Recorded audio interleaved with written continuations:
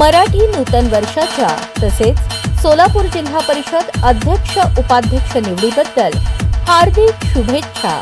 शुभेच्छुक प्राध्यापक बापूसाहेब आडसूळ, प्रदेशाध्यक्ष मुख्यमंत्री एकनाथ शिंदे, स्वाभिमानी शिक्षक सेना।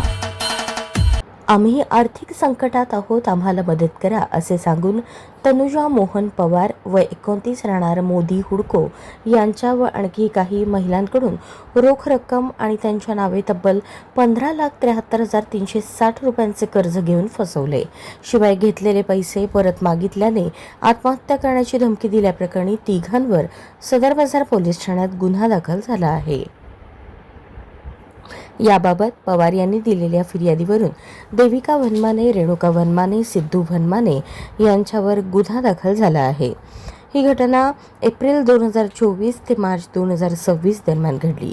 आरोपींनी फिर्यादीकडे आमच्यावर खूप कर्ज झाले आहे, देणेकरी आमच्या घरी येऊन व्याजाचे पैसे देण्याबाबत तगादा लावत आहेत असे सांगून भावनिक करत आरोपींनी पवार यांच्याकडून सोन्याची अंगठी आणि भारत फायनान्सकडून 85,000चे कर्ज घेतले।